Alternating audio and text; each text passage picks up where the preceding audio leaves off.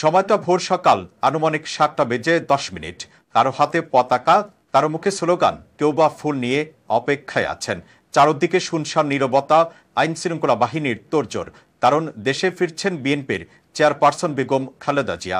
এজন্য চিকিৎসা শেষে তার দেশে ফেরা নয়, বরং এক ঐতিহাসিক প্রত্যাবর্তন। সকাল 8টা থেকেই এয়ারপোর্ট থেকে গুলশান অব্দি বিএনপির নেতাকর্মীদের স্লোগানে মুখরিত রাজপথ।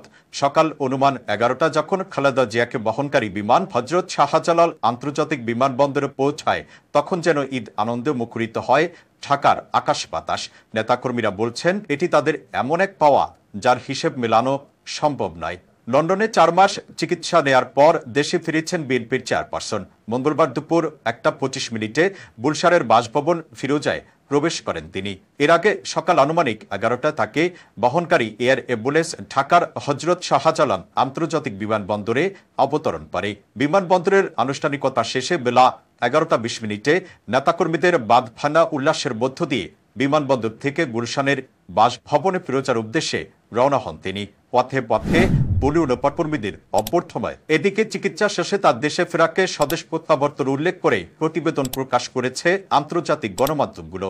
আল জাজিরা, স্টেট টাইমস, টেলিগ্রাফ ইন্ডিয়া সহ বিভিন্ন আন্তর্জাতিক গণমাধ্যমে উঠে এসেছে খালেদা জিয়ার স্বদেশ প্রত্যাবর্তনের খবর। কাতার ভিত্তিক সংবাদ মাধ্যম আল জাজিরা শিরোনাম করেছে, গণতন্ত্রের সংকটপূর্ণ সময়ে দেশে ফিরলেন সাবেক নেতা খালেদা জিয়া।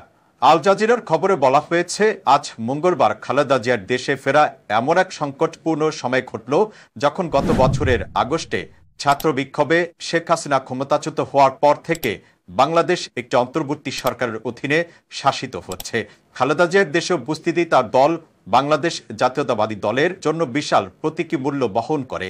অন্যদিকে তার প্রধান প্রতিদ্বন্দ্বী শেখ হাসিনা এখন ভারতে নির্বাসিত। মার্কিন সংবাদ মাধ্যম এবিসি নিউজ বাংলাদেশের সাবেক প্রধানমন্ত্রী খালেদা জিয়ার প্রত্যাবর্তন নির্বাচনের চাপ বাড়াচ্ছে শীর্ষক এক প্রতিবেদন প্রকাশ করেছে। খালেদা জিয়া গত 8 জানুয়ারি উন্নত চিকিৎসার জন্য যুক্তরাজ্যের লন্ডনে যান।